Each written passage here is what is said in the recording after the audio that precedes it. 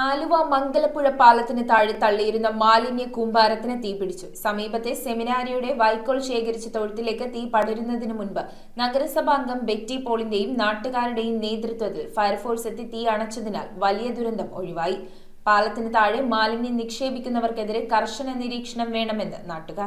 ആലുവ ദേശീയപാതയിൽ മംഗലപ്പുഴ പാലത്തിന് സമീപം മാലിന്യ കൂമ്പാരത്തിനാണ് തീപിടിച്ചത്. പാലത്തിന് താഴെ അനധികൃതമായി തള്ളുന്ന മാലിന്യത്തിലേക്ക് ആരോ സിഗരറ്റ് കുറ്റി വലിച്ചെറിഞ്ഞതാകാം തീപിടുത്തത്തിന് കാരണമായതെന്നാണ് പ്രാഥമിക നിഗമനം. തീ ആളിപ്പടർന്നതോടെ സമീപത്തെ സെമിനാരിയുടെ തൊഴുത്തിന് ഭീഷണിയായി. വലിയ തോതിൽ വൈക്കോൽ ശേഖരിച്ചു വെച്ചിരുന്ന ഈ തൊഴുത്തിലേക്ക് തീ പടർന്നിരുന്നെങ്കിൽ വലിയ ദുരന്തം സംഭവിക്കുമായിരുന്നു. എന്നാൽ നഗരസഭാംഗം ബെറ്റി പോളിന്റെ നേതൃത്വത്തിൽ സമീപവാസികൾ ഉടനടി ഇടപെടുകയും ആലുവയിൽ നിന്നെത്തിയ ഫയർഫോഴ്സ് യൂണിറ്റുമായി ചേർന്ന് തീ പൂർണ്ണമായും അണയ്ക്കുകയും ചെയ്തു. ഈ ഭാഗത്ത് നിരന്തരമായി മാലിന്യം തള്ളുന്നത് വലിയ സുരക്ഷാ ഭീഷണിയാണ് ഉയർത്തുന്നത്.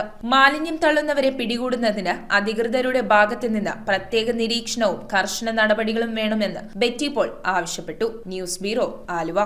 റിങ്ങുകൾ 1 ഗ്രാമിൽ തുടങ്ങുന്ന മാലകൾ, നെക്ലസുകൾ 9,000 രൂപ മുതൽ ഡയമണ്ട് നെക്ലസുകൾ 1 ലക്ഷം മുതൽ ആരംഭിക്കുന്ന വെഡിംഗ് സെറ്റുകൾ.